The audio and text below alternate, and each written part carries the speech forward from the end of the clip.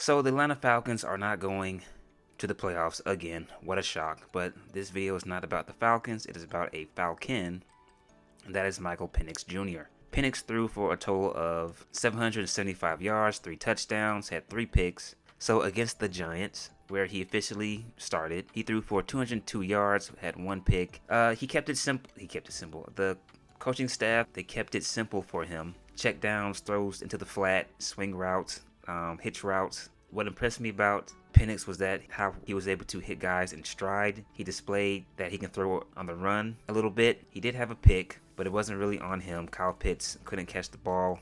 He lost it, or it got knocked out of his hands. I think he lost it towards the end zone before the half. But it was a nice debut. He didn't really do a whole lot. Bijan Robinson was the real offensive weapon in that game, so they really relied on him during his first start. Then against the Commanders, he threw for 223 yards, had 1 touchdown pass, had 1 INT. Now, this was a must-win. I mean, every game was a must-win for them to make it into the playoffs and keep their playoff hopes alive. They did open up the playbook quite a bit. I thought they would have to do that going on the road against the Commanders, against a good Washington team. He did miss quite a bit of wide-open receivers.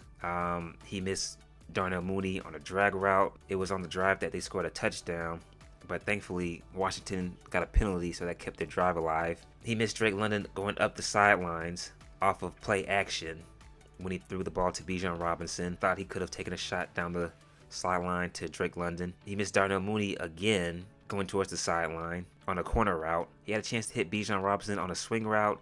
He missed Bijan Robinson on a sluggo route. So I thought he was locked in on one receiver that game. I didn't think he did a good job of going through his reads and rotating his head around. But despite all that, he did make some good throws. He kept the team alive. He got Kyle Pitts involved. Kyle Pitts, it seemed like when Michael Penix Jr. was the starting quarterback, outside that Giants game, besides the bad interception that he had that wasn't on Penix, I still thought he was being lazy, running his routes lazy. Kyle all of a sudden wanted to play, and his touchdown came in the 4th quarter when Atlanta tied it up. So a young rookie quarterback going on the road against a good Washington Commanders team didn't really have his best showing, but he still was able to get Atlanta into a position to win the game. And of course Atlanta blew it. You know, what else is new? And then the final game of the season against the Panthers, he threw for 312 yards, had 2 touchdowns and 1 INT.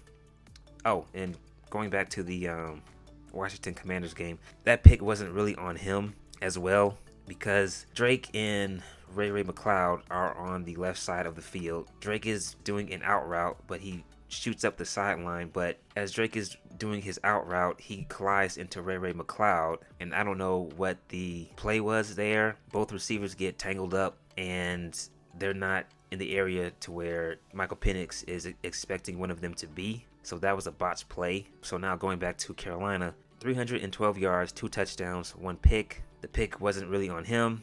Now, yes, he threw it a bit too low, and it was kind of behind Ray, but Ray knocks it in the air, and it gets picked off. But besides that, I thought he looked really good. He did the things that he did not do in the Washington Commanders game. He was going through his reads. He took the easy swing routes. When there was nothing open downfield, he dumped it off to Tyler Algier. He was taking what the defense was giving him. He showed that he has, I thought in this game, he really showed that he has very good arm strength. He had a tough throw getting it to Drake London in between 2 defenders. He was able to zip that ball in there and get it to Drake. He had a throw that was towards the sideline to Cardale Hodge. Now, he did miss Drake London running across the middle of the field. He chose to take a tougher throw, but it was accurate enough for Cardale Hodge, whatever the fuck his name is, Cardale Hodge, to make a very acrobatic catch and give him a chance to make a play. So yeah, he really impressed the hell out of me. So I made a similar video like this when Desmond Ridder was the starting quarterback, and I graded him on his performance towards the end of the season. I gave him a C. In this case, in Michael Penix Jr.'s case, I'm going to give him a B. I thought he looked really good. I'm not saying he's the franchise quarterback just yet, because He started 3 games and it's still early, but he does look really good. I would say if there's anything that he needs to work on, I would say he needs to work on putting some touch on his passes. He has a cannon. I think he throws the ball too hard, and that'll lead to him being inaccurate. The ball's going over his wide receivers' heads. It'll be too far out in front of them. He's got a Cam Newton-like arm. Cam Newton would throw it so freaking hard. They were like rockets. So yeah, he has to work on putting some touch on his passes, not throw it too hard, be better when it comes to being accurate. Did miss some wide open receivers, but I would say that's about it based on what I've seen. I do like the fact that he's able to throw it to wide receivers in stride. They don't break stride when they catch the ball. I think he does a good job of learning from his mistakes.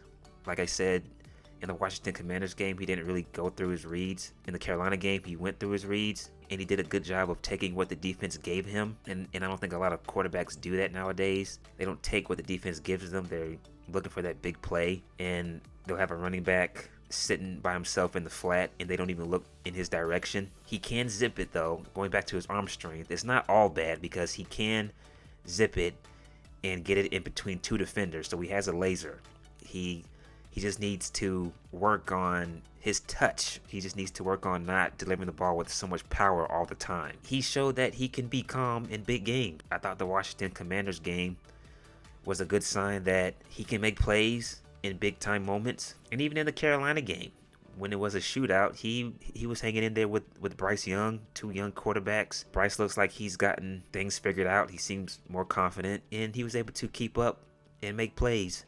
Unfortunately, he didn't really get a chance to touch the ball in overtime, back-to-back weeks. But yeah, I give Michael Penix a B. I think he looks really good, and hopefully he'll continue to progress and grow and become a franchise quarterback, because I don't want to be one of those franchises that has to wait 10 years or more possibly for a quarterback to show up. So hopefully he's the guy, and he'll help lead this team to a Super Bowl. So please leave your comments. Whoever comes across this video, leave your comments on what you think about Penix. Please like and subscribe. That is it. I am out.